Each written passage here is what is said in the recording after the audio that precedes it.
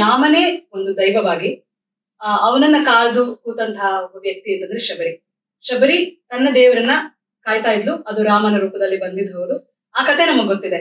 ಆದ್ರೆ ಇಲ್ಲಿ ಕುವೆಂಪು ಹೇಗೆ ಹೇಳಿದ್ದಾರೆ ಅಂತ, ರಾಮನ ರೂಪದಲ್ಲಿ ಶಬರಿ ಕಾಣ್ಲಿಲ್ಲ ರಾಮ, ಅದನ್ನ ಹೇಳೋಣ. ಗೊತ್ತಿರ್ಬೇಕಲ್ಲ. ಸೀತೆ ಹೊರಟೋಗಿದ್ದಾಳೆ, ರಾಮ ಲಕ್ಷ್ಮಣ ಇಬ್ಬರೇ ಆಗ್ಬಿಟ್ಟಿದ್ದಾರೆ. ರಾಮ ಒಂದು ರೀತಿ ಅರೆಹುಚ್ಚ ಆಗ್ಬಿಟ್ಟಿದ್ದಾರೆ ಇನ್ನು ಈ ಕಥೆನಲ್ಲಿ.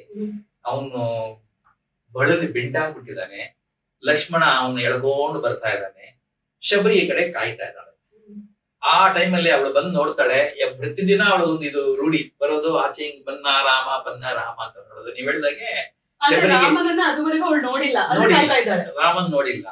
ಒಂದು ಚಿತ್ರಣ ಇದೆ ಅಷ್ಟೇನೆ, ಅವನೆಂದ್ರೆ ದೈವಿ ಪುರುಷ ಅಂತ. ಸೊ ನೀವ್ ಹೇಳ್ದಾಗೆ ನಿಜಕ್ಕೂ ಕೂಡ ಶಬರಿಗೆ ರಾಮ ದೈವ. ಯಾರೋ ಹೇಳಿದ್ದಾರೆ ಬರ್ತಾನೆ ಏನೋ ಅವತಾರ ಪುರುಷ ಅಂತ, ಅದಕ್ಕೋಸ್ಕರ ಕಾಯ್ತಿದ್ದಾನೆ. ಈ ನೋಡ್ತಾಳೆ ಬಿಳಿ ಎಲ್ಲೂ ಆ ಹುಲ್ಲುಗಾವಲಿನ ನಡುವೆ ಒಂದು ಏನೋ ಗೆರೆ ಎಳೆದಂಗೆ ಇಳಿದಿರೋ ದಾರಿನಲ್ಲಿ ಎಲ್ಲೋ ದೂರದಲ್ಲಿ ಇಬ್ರು ಬರ್ತಾ ಇದ್ದಾರೆ. ನೋಡ್ತಾಳೆ, ಏನ್ ಇವತ್ತು ಅವನೇ ಬಂದಂಗಿದೆ ಅಂತ. ಇರ್ಲಿಕ್ಕಿಲ್ಲ, ಸೀತೆ ಇಲ್ಲ ಅಲ್ಲಿ ಅಂತ ಒಳಗೋಗ್ಬಿಡ್ತಾಳೆ. ಆಮೇಲೆ ಕೊನೆಗೆ ಬರ್ತಾರೆ. ಬಂದಾಗ ಅವಳು ಗ್ಯಾರಂಟಿ ಅವಳಿಗೆ ರಾಮ ಸೀತೆ ಲಕ್ಷ್ಮಣ ಅಲ್ಲ, ಸೀತೆ ಅಲ್ಲ ಅಂತ. ಅವಳಿಗೆ ಯಾವಾಗ ಗೊತ್ತಾಗುತ್ತೆ ಅಂತಂದ್ರೆ, ಸ್ನಾನ ಮಾಡಿ ಬಂದು ಊಟ ಮಾಡಿದ್ದಾದ್ಮೇಲೆ ಮಲಗ್ತಾರೆ. ಮಲಗಿದಾಗ ಇವನ ಕನಸಲ್ಲಿ ಸೀತೆ ಸೀತೆ ಅಂತ ಒದ್ದಾಡ್ತಿರ್ತಾನೆ. ಅವಳು ಹೋಗಿ ಅವನ ಇದನ್ನ ಹುಡುಕ್ತಾಳೆ, ಏನನ್ನ ಅವನ ಜೋಳಿಯನ್ನ. ಆ ಜೋಳಿಯಲ್ಲಿ ಗೊತ್ತಾಗುತ್ತೆ, ಓ ಇವನು ಸೀತೆಯನ್ನ ಬಿಟ್ಟು ಬಂದಿರೋದು ಏನೋ ಆಗಿದೆ ಅಂತ. ಆವಾಗ್ಲೇ ಗೊತ್ತಾಗದು ಏನು ಇವ್ರು ರಾಮ ಲಕ್ಷ್ಮಣ. ಅವರು ಊಟ ಎಲ್ಲ ಹಾಕಿರ್ತಾರೆ ಬಿಡಿ.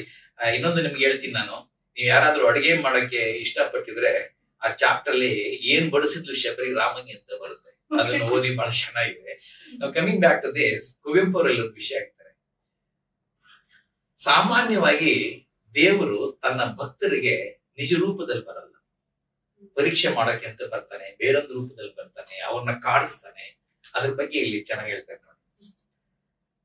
ಭಗವದ್ ಆಗಮನಮೇಂ ಭಕ್ತನ ನಿರೀಕ್ಷಿಸಿದ ರೂಪದಿಂದ ಬಂದಪುದೇ.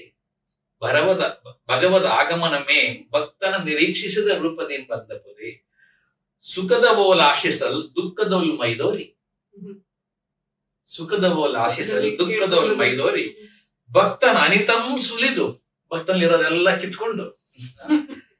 ನೈವೇದ್ಯಮಂ ಕೊಳದೆ ಪೇಳ್ ಅಹಂಕಾರಮಂ ದಿವ್ಯ ಶೂನ್ಯತೆಗೆ ಅದ್ದುವ ಸಂಪೂರ್ಣತಾ ಸಿದ್ಧಿಯೋ. ಹಾಗೆ ಶ್ರೀರಾಮ ಕೂಡ ಇಲ್ಲಿ ಬಳಲಿ ಬೆಂಡಾಗಿ ಪರೀಕ್ಷೆ ಮಾಡಕ್ ಬಂದೇನೋ ಅನ್ನೋ ರೀತಿ ಶಬರಿ ಕಾಣಿಸ್ಕೊಂತಾನೆ ಅಂತ ಹೇಳ್ತಾರೆ.